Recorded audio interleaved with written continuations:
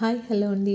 ఈరోజు ఈ వీడియోలో ఎక్కువ ఆయిల్ పీల్చకుండా పూరీలు ఎలా ప్రిపేర్ చేసుకోవాలి, అలాగే హోటల్ స్టైల్ ఈ పూరీ కర్రీని కూడా ఎలా ప్రిపేర్ చేసుకోవాలి ఏంటి అనేది నేను ఈ వీడియోలో చూపిస్తున్నాను.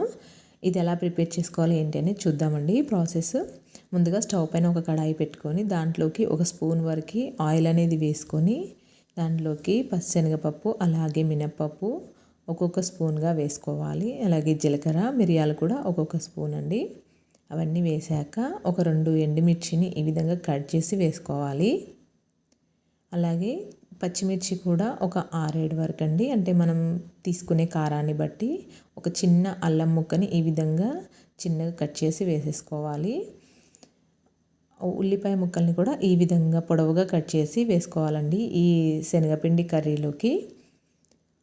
ఈ విధంగా అన్నీ వేసేసుకొని మొత్తం అంతా కలిసేలాగా ఒకసారి కలుపుకున్న తర్వాత దీంట్లోకి ఒక 1/2 స్పూన్ వరకు పసుపు అలాగే టేస్ట్కి సరిపడంత ఉప్పు వేసుకొని అవి కాస్త మగ్గనివ్వాలి. అవి మగ్గిన తర్వాత దీంట్లోకి ఒక గ్లాస్ వరకు వాటర్ అనేది వేసుకొని మూత పెట్టేసి ఉల్లిపాయ ముక్కలు ట్రాన్స్పరెంట్గా అయ్యేంత వరకు ఉడికించుకోవాలి.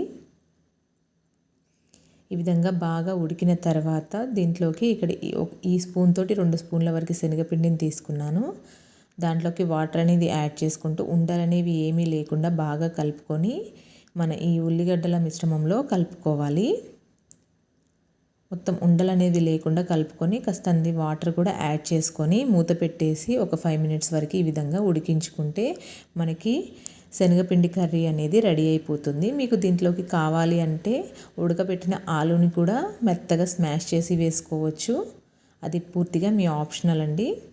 అంతే, కర్రీ అనేది రెడీ అయిపోయింది. అది పక్కకు పెట్టేసుకొని నేను ఇక్కడ ముందుగానే గోధుమ పిండిని ఒక 1/2 అవర్ ముందు ఈ విధంగా ముద్దలాగా కలిపి పెట్టుకున్నానండి. అది బాగా నానిన తర్వాత మనకి ఈ పూరీలోకి కావాల్సిన సైజులోకి అన్నిటినీ ఉండలుగా ప్రిపేర్ చేసుకోవాలి. చిన్న చిన్న ముద్దలుగా ప్రిపేర్ చేసి ఇప్పుడు వీటన్నిటిని ఒక బౌల్లో వేసుకొని దీంట్లోకి ఒక స్పూన్ వరకు ఆయిల్ అనేది వేసి ఈ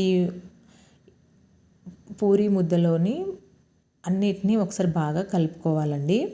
ఇలా కలుపుకోవడం వల్ల మనకి పూరీలు కాల్చుకునేటప్పుడు ఆయిల్ అనేది తక్కువగా పీల్చుకుంటాయి. మనము పొడిపిండి చల్లుకుంటూ చేస్తే ఆయిల్ అనేది ఎక్కువగా పీల్చుకొని ఆ పిండి అంతా కూడా ఆయిల్లో అడుగున అలాగే ఉండిపోతుంది. ఆయిల్ కూడా కాస్త పాడైపోయినట్టు అవుతుందండి. సో ఈ విధంగా చేసుకుంటే ఆయిల్ తక్కువగా పీలుస్తుంది మనకి. నేనైతే ఇక్కడ చేతితోనే ఈ విధంగా చపాతీ మ్యాట్ పైన ప్రెస్ చేస్తున్నాను. అలాగే రెండో పూరీ ముద్దని కూడా నేను ఇలా పూరీలు ఒత్తుకునే కోల ఉంటుంది కదా, ఆ కోలతో కూడా ప్రెస్ చేసుకోవచ్చండి. చేతితో అయితే కూడా చాలా ఈజీగానే అయిపోతుంది. ఎందుకంటే ఆయిల్తో తడిసి ఉంటాయి కాబట్టి మనకి తొందరగా ప్రెస్ చేసుకోవడానికి ఈజీ అయిపోతుంది. ఈ విధంగా పూరీలన్నీ ఈ విధంగా కోలతో చేసుకొని పక్కకు పెట్టుకున్న తర్వాత స్టవ్ పైన ఒక కడాయిలో ఆయిల్ అనేది మనం ఈ పూరీలు కాల్చుకున్నంత ఆయిల్ అనేది వేసి అది బాగా హీట్ ఎక్కిన తర్వాత ఈ విధంగా ఒక్కొక్క పూరీని వేసుకొని కాల్చుకోవాలి. మంచి పూరీలు కూడా బాగా పొంగుతాయండి. ఆయిల్ అనేది బాగా వేడెక్కితే మనకి ఆయిల్ తక్కువగా పీలుస్తుంది, ఆయిల్ కూడా పాడవ్వకుండా ఉంటుంది. ఈ విధంగా పూరీలన్నీ కాల్చుకున్న తర్వాత సర్వ్ చేసుకోవడమే. చాలా సింపుల్గా అయిపోతుంది, ఈజీ కూడాను. మీరు కూడా తప్పకుండా ట్రై చేయండి. ఈ ప్రాసెస్ అనేది మీకు కూడా నచ్చితే ఎలా వచ్చింది ఏంటి అనేది నాకు కామెంట్ బాక్స్లో కామెంట్ చేయండి. అలానే నా ఛానల్ని లైక్ చేయండి, షేర్ చేయండి, సబ్స్క్రైబ్ చేయండి.